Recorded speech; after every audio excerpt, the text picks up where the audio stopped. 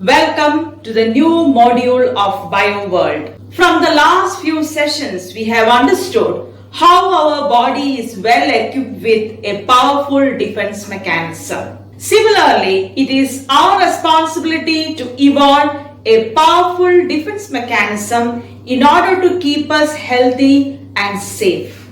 Dear students, we are stepping into the next chapter of the second volume text, chapter 6, Unraveling Genetic Mysteries. This would be one of the most spectacular experiences for you to know more mysteries about human body. So far we have discussed almost all the systems in our body which play a crucial role in maintaining homeostasis. So who makes the decision here? Is there any code encrypted in our cells or in tissues? Of course, we have a super factor which controls all the features in our body. They are genes. So dear children, in this chapter, we are discussing the topics related with genes. In this chapter, we are going to discuss the following topics: genes and its location, emergence of genetics, experiments of Mendel, genetic material DNA and RNA, action of genes, genetic variation, chromosomal diseases and chromosomes in man, sex determination in man. Let's get to know a few cute families. Here are they. The owner of dairy farm, cow and the calf, cute cat and kittens, deer and fawn, human family, dog and cute puppies, horse and foal, Mr. Rooster and his entire family. And last but not the least, lovebirds and his family. Did you observe these clippings? What do you have noticed? Yes, family members which are similar as well as dissimilar. Am I right? So here you have noticed some of the young ones are exactly similar to their parents, whereas some of them looks differ from their parents.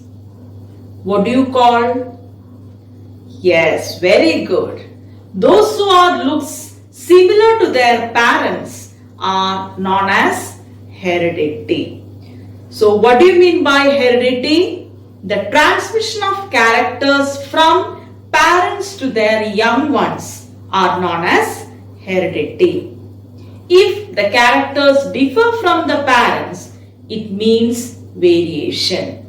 So variation means different from the parents and heredity means from parents to young ones. Genetics. Genetics is a branch of biology concerned with the study of genes, genetic variation and heredity in organism. So the branch of biology dealing with study of genes and the related facts is known as genetics. By considering the valuable contribution made by Gregor Johann Mendel, is considered as the father of genetics. Now let's move to the deeper part of the portion. Let's see what are genes. A gene is the basic physical and functional unit of heredity.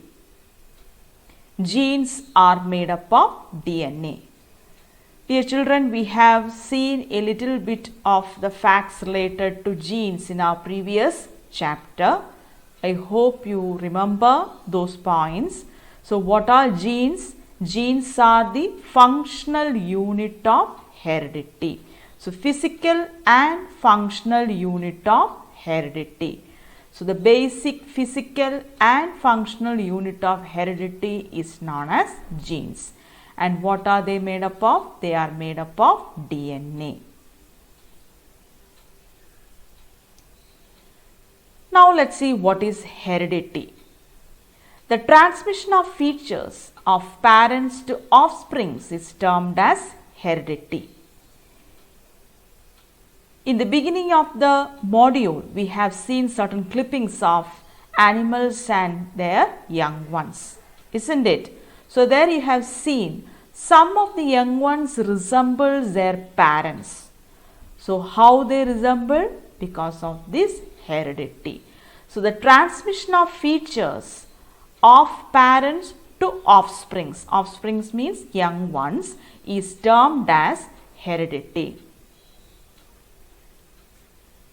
It can be also defined as the inheritance or biological inheritance, that is passing on of traits from parents to their offsprings, either through asexual reproduction or sexual reproduction. The offspring cells or organism acquire the genetic information of their parents. Now let's see what is variation. Variation means difference. The features seen in offsprings that are different from their parents are called variation. So heredity means the same features copied from the parents, and variation means the difference from their parents. So let's see the location of genes. As we have studied in our previous years, cell is the basic structural and functional unit of a living organism. All the living organisms are made up of cells. As you know, the cell consists of various cell organelles. Of them, the most important one is the cell center, that is the nucleus. So nucleus is known as the cell center, which contain these genes. So inside the nucleus, you can see fiber-like structure called chromatin fibers. It is also known as chromatin reticulum. So let's have a closer look of nucleus here. Here you can see the nucleus is having a membrane called nuclear envelope. Certain gaps are seen between the membrane known as nuclear pore. The matrix or fluid inside the nucleus is known as nucleoplasm. Inside there is a structure called nucleolus. Here you can see nucleolus. And inside the nucleoplasm there are fiber-like structure known as chromatin. So this is the structure of nucleus, showing the various details like nucleolus, nuclear envelope, nuclear pore, chromatins, and the condensed form of chromatin chromosome. So when they condense during cell division, the chromatin condense to form chromosome. So let's see the facts related to chromosome.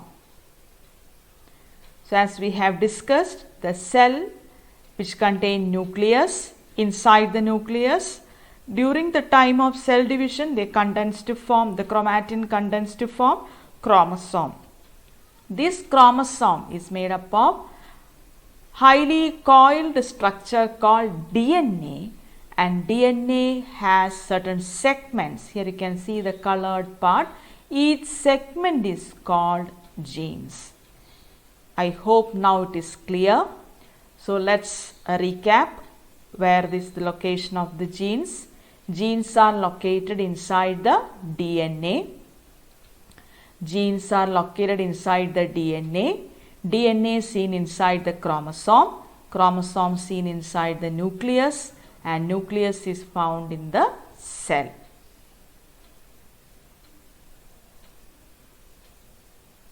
This is a simple diagrammatic representation showing the location of genes. The cell contains nucleus. Inside the nucleus, chromosome. The chromosome comprising this DNA, and the segments of DNA is known as genes. Let's move to the structure of DNA.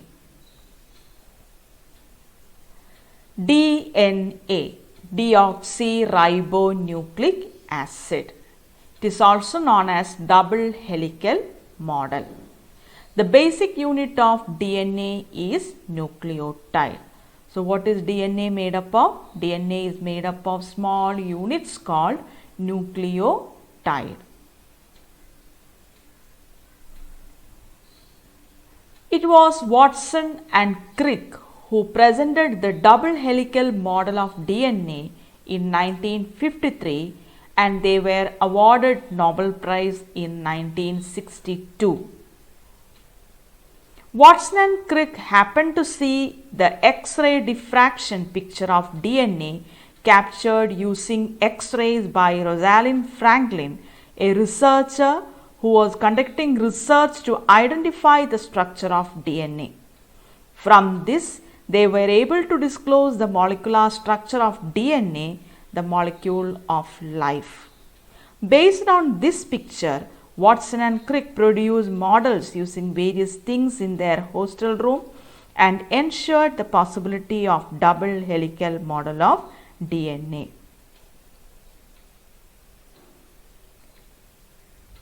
Moving to the detailed structure of DNA. DNA is made up of units called nucleotide.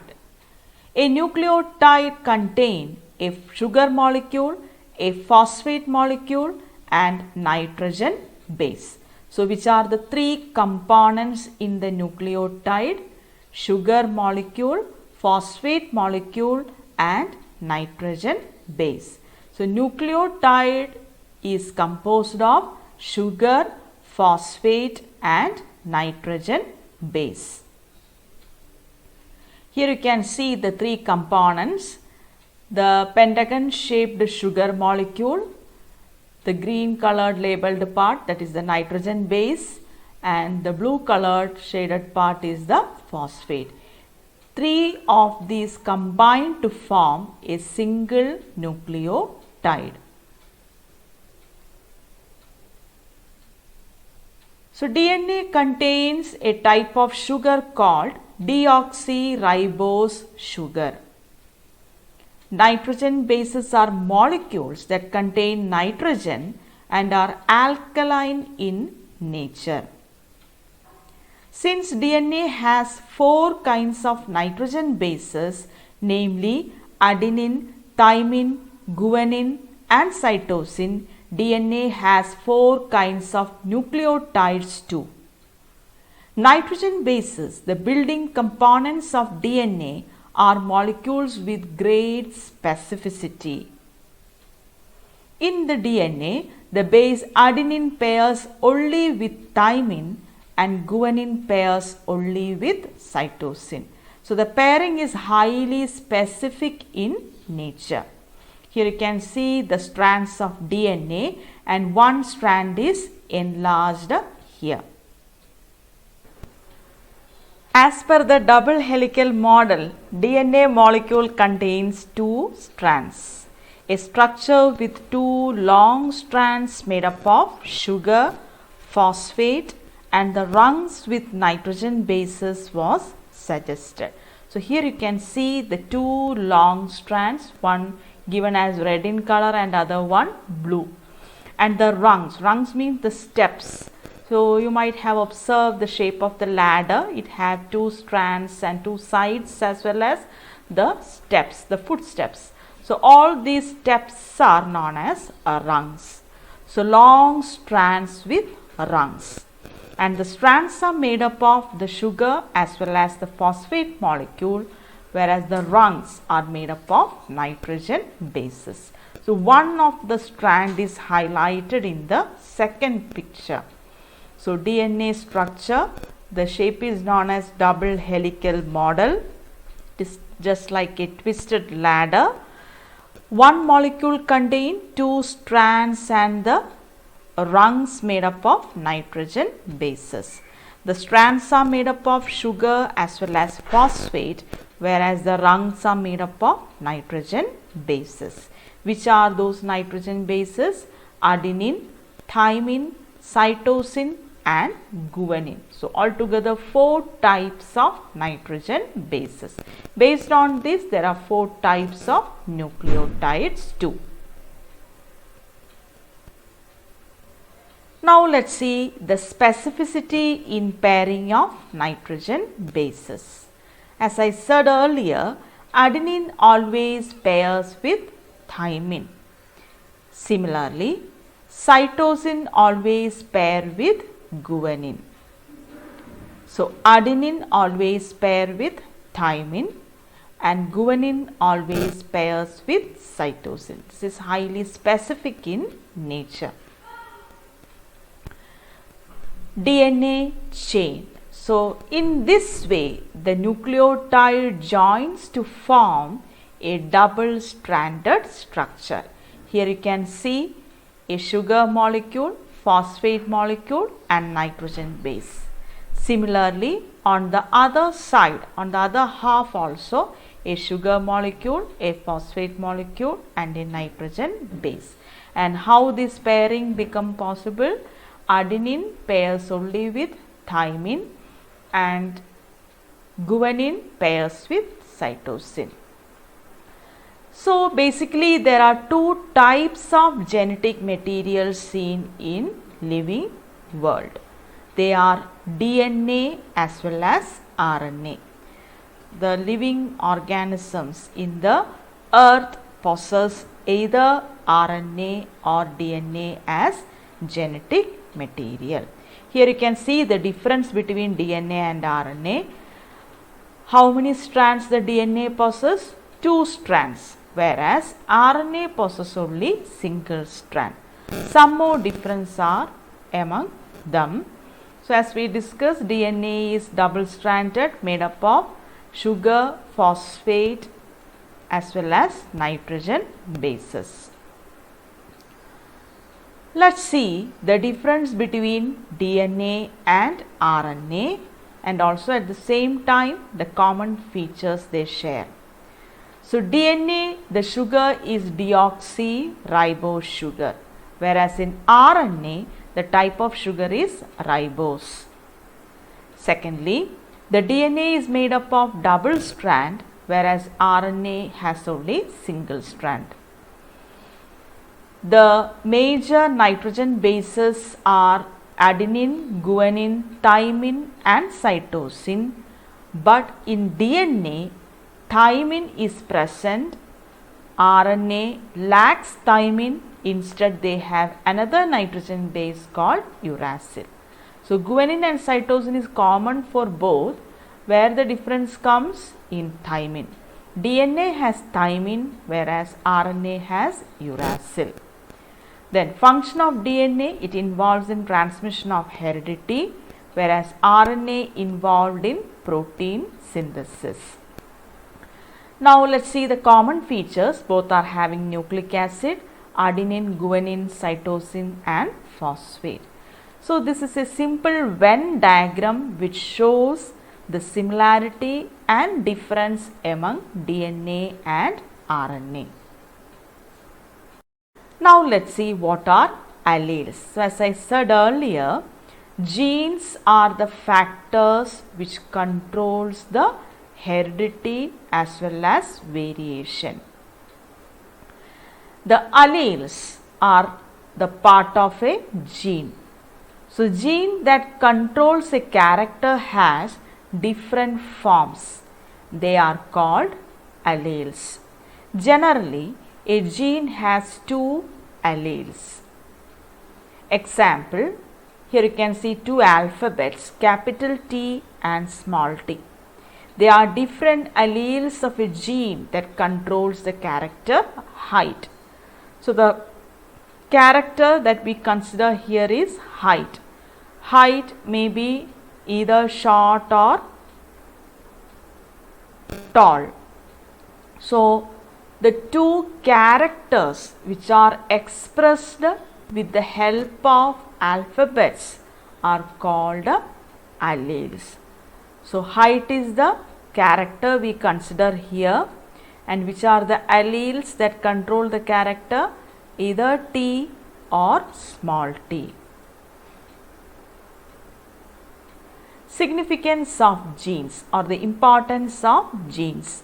The activity of particular proteins, enzymes that controls the metabolic activities and is responsible for specific characters. So, all the activities or all the features, either it is internal or external, it is controlled by the particular protein. Genes contain the information for protein synthesis.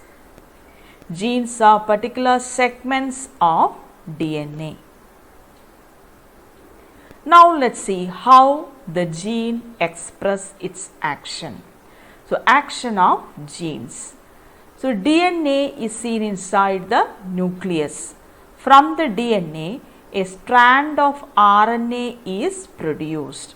It is known as mRNA. mRNA means the messenger RNA. This RNA comes out of the nucleus through the nuclear pore and they moves to the cell organelle known as ribosome. The ribosome has so many amino acids which are transferred with the help of tRNA, transfer RNA. Based on the information in messenger RNA, the amino acids are sequenced in right order which encodes for a protein. So, in this way, genes express its action. So, I repeat, the DNA produces the strand of messenger RNA which comes out of the nucleus and reaches the ribosome. Inside the ribosome, the transfer RNA brought different types of amino acid which are arranged in definite sequence by considering the information encoded in the RNA molecule, that is mRNA molecule. In this way, the genes are expressed. Here we can summarize the whole process in the form of a flow chart.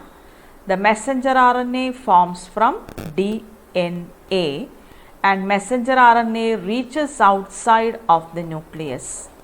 Messenger RNA reaches the ribosome. Transfer RNA brings different kinds of amino acid to ribosome. Based on the information in messenger RNA, protein is synthesized by adding amino acids. Now let us see the role of RNA in gene action. So we have studied that RNA directly involves in this protein synthesis. So even if the DNA gives the command, RNA is directly taking part in this process.